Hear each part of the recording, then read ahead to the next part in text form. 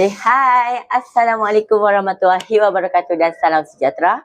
Nama saya Muhammad Nafiq bin Muhammad Azan dari Sekolah Menengah Kebahasaan Lahjah Tuda.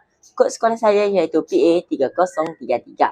Pada hari ini, izinkan kami berkongsi cerita dari kru TV PSS Ratu untuk menceritakan bagaimana kisah tentang untuk menjaga ilmu di hati dengan teknologi yang memperkasa generasi. Jadi cerita kali ini mungkin cerita bukan biasa-biasa tetapi luar biasa. Berbagai plot twist yang akan mengejutkan hati kalian. So, apa lagi? Mari kita tengok. Pada suatu hari, Hakimi merupakan salah seorang pelajar yang selalu mendapat A banyak dalam peperiksaan dari tingkatan 1 hingga tingkatan 4.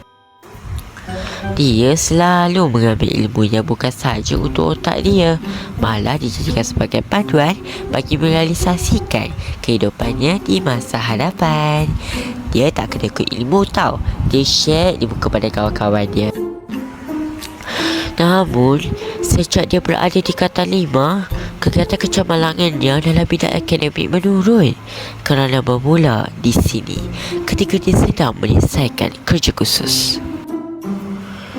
Dia main sampai begitu asyik dan ketagihan dengan game dan aksi yang tidak sesuai usianya, sehingga kerja khusus tidak siap berhari-hari, terus tidak fokus dalam kelas. Apa ni? Sehinggalah di hari keputusan SPM. Tak apa kalau aku main sekejap. Bukan cikgu tengok pun.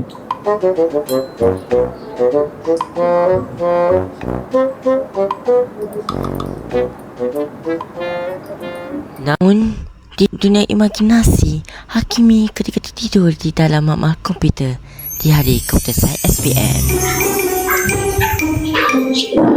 Keputusan dia Masih cikgu? Kenapa aku dapat result macam ni? Macam mana ni? Aku kat mana ni? Aku tak patut ada di sini. Siapa kata? Kau siapa? Aku tak nampak kau. Kau ni manusia kau? Itu lain cerita. Awak sudah gagal kerana ketagihan gadget yang lebih sampai ilmu susah nak masuk ke dalam otak awak. Menggunakan teknologi dengan salah. Ui, ini result keputusan SPM aku.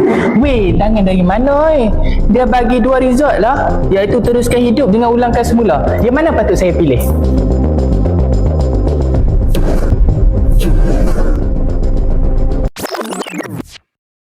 Dia memilih untuk ulang semula.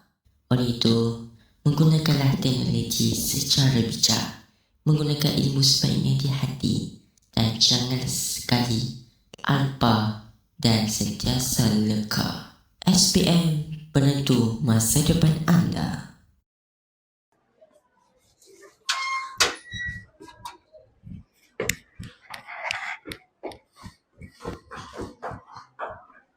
Allahu Akbar. Siapalah lock aku hari ni? Selamatlah sudah Alisa kali. Terima kasih dan jumpa lagi. Baiklah, sekian sahaja cerita daripada kami dari kru TV PSS Ratu. Okey, jangan lupa like, komen, share dan subscribe video channel TV PSS Ratu kami. Jika kalian suka cerita kami, maka supportlah kami. Okey, saya Nafiq dari Sungai hingga ke Segara, Palestin Pasir Merdeka. Bye. Assalamualaikum.